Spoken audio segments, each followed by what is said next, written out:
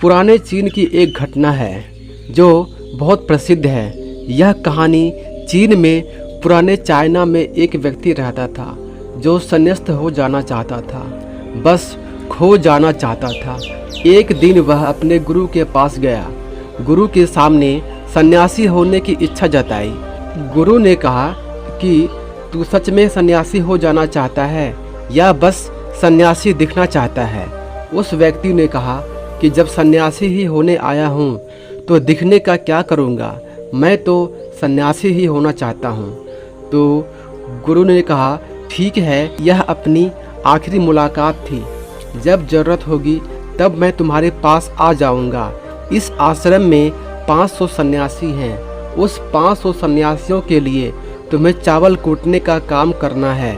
ऐसा कहा जाता है कि वह सन्यासी अगले 12 वर्षों तक चौखट के पीछे एक हल्के अंधेरे में बस चावल ही कूटता रहा। 500 सन्यासी थे उस आश्रम में। वह सबके लिए चावल कूटता, सुबह से शाम तक बस चावल ही कूटता रहता। रात को थक जाता तो सो जाता। 12 वर्ष बीत गए, वह फिर कभी दोबारा गुरु के पास नहीं गया। उसने भरोसा कर लिया था, जब गुरु ने कह ही दिया है कि ज़रूरत पड़ने पर वह खुद ही आ जाएंगे। शुरुआत में तो उसके मन में कई तरह के विचार चलते रहते, लेकिन जब पूरे दिन बस चावल ही कूटना है तो विचार करके ही क्या फ़ायदा। धीरे धीरे उसके मन से विचार भी विदा होने लगे। वह बस सुबह उठने से रात सोने तक बस चावल ही कूटता रहता। जब गुरु ने कह ही दिया था कि मुझे चावल ही कूटना है तो बस सारे प्रश्न खत्म। गुरु ने कहा है तो सही ही कहा होगा। 12 वर्षों तक चावल कूटते कूटते उसके मन में विचार आने ही बंद हो गए। मन एकदम शांत और खाली हो गया।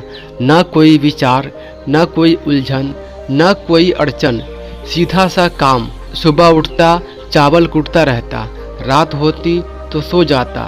पिछले 12 वर्षों से यही उसकी दिनचर्या बन चुकी थी।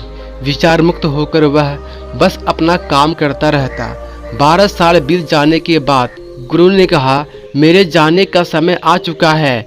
जो भी व्यक्ति मेरा उत्तराधिकारी बनना चाहता हो वह आज रात मेरे कमरे के दीवार के बाहर 4 पंक्तियाँ लिखेगा, जिसमें जीवन का सत्य उच्चतर हो, जिसमें उसका और उसके विचारों का सत्य उच्चकर होता हो, लेकिन ये विचार उसके खुद का होना चाहिए, यह उसके खुद का अनुभव होना चाहिए। यह घोषणा सुन सभी शिष्य डर गए, क्योंकि गुरु को धोखा देना आसान न था।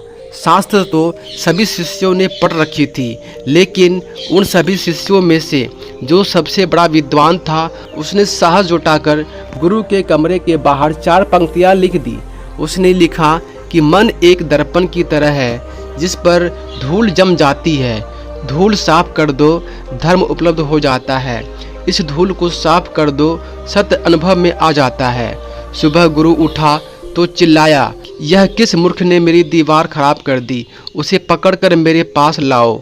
लेकिन वह विद्वान तो लिखकर रात को ही भाग गया था। वह डरा हुआ था, क्योंकि यह पंक्तियाँ उसकी नहीं थी। उसने एक बड़े शास्त्र से इन पंक्तियों को चोरी किया था। उसमें इसका खुद का अनुभव न था। शब्द अच्छे तो थे, लेकिन उनमें प्राण न थे। वह जाते समय अपने आश्रम के मित्रों से कह गया था, अगर गुरु कहे कि वाह क्या बात कही है तो मुझे खबर कर देना, लेकिन अगर गुरु पढ़कर क्रोधित हो जाते हैं तो मेरा पता मत बताना। सारा आश्रम चिंतित हुआ कि इतने सुंदर वचन तो हैं, वचनों में क्या कमी है। मन दर्पण की तरह ही तो है, जिसमें शब्दों की, विचारों के, अनुभवों की धूल जम जाती है। बस इतनी सी तो बात है। साफ कर दो दर्पण तो फिर सत्य का प्रतिबिंब फिर बन जाता है। लोगों ने कहा, उस सन्यासी ने बात तो बिल्कुल ठीक लिखा है, लेकिन गुरु जरूरत से ज़्यादा ही कठोर हैं। और अब देखते हैं इससे ऊंची बात अब गुरु कहाँ से लेकर आएंगे। ऐसी ही बात पूरे आश्रम में चल रही थी। पूरा आश्रम गर्म था, बस इस एक बात को लेकर। ऐसे ही 4 सन्यासी ये बात करते हुए उस चावल कूटने वाले के पास से जा रहे थे। उसने उन चारों की बात सुनी। उनकी बात सुनकर वह हंसने लगा। उनमें से एक ने कहा, तुम हंस रहे हो, बात क्या है?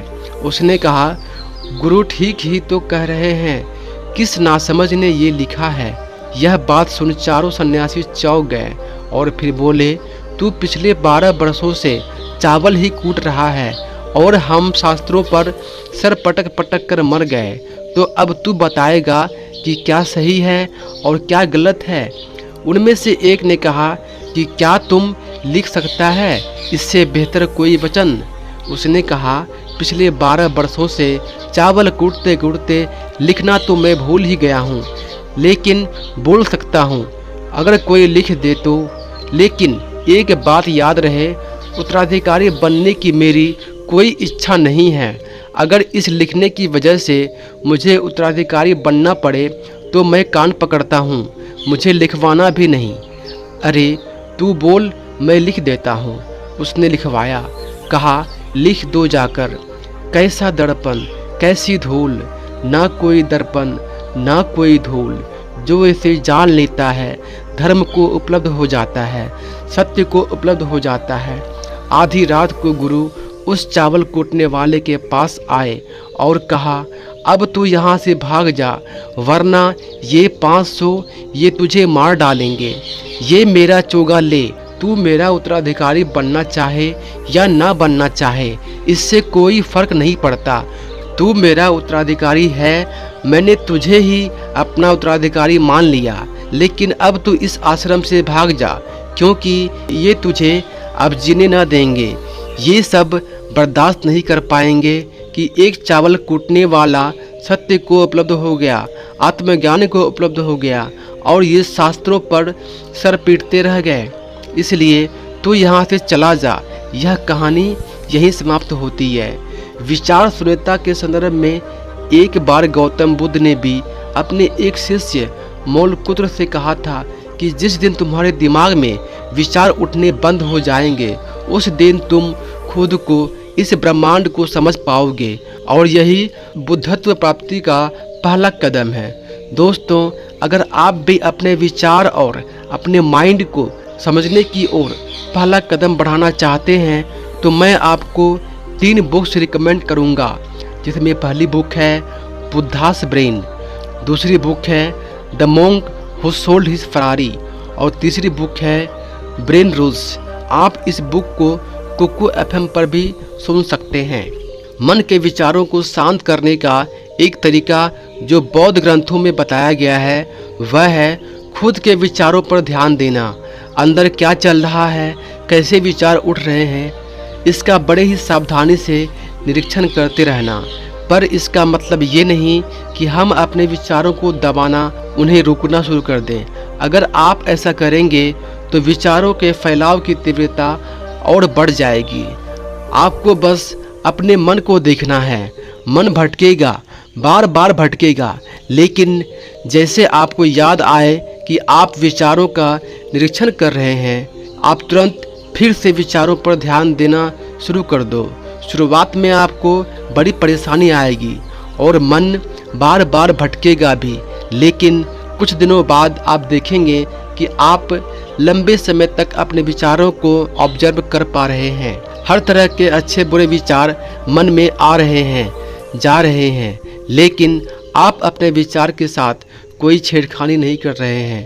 धीरे धीरे आपके मन में विचारों के उठने की तीव्रता कम होती चली जाएगी, और अगर आप इस प्रक्रिया में और गहरे होते चले जाते हैं तो आप पाएंगे कि आपके मन में विचार उठने ही बंद हो गए। अब आप बीते हुए कल और आने वाले भविष्य की चिंता नहीं करते। अब आप वर्तमान में जीते हैं, और जो भी अभी इस समय आपके सामने है, आप केवल उसी पर ही अपना ध्यान केंद्रित करते हैं। दोस्तों, आज के लिए बस इतना ही। मिलते हैं अगली वीडियो में। अपना ख्याल रखिएगा।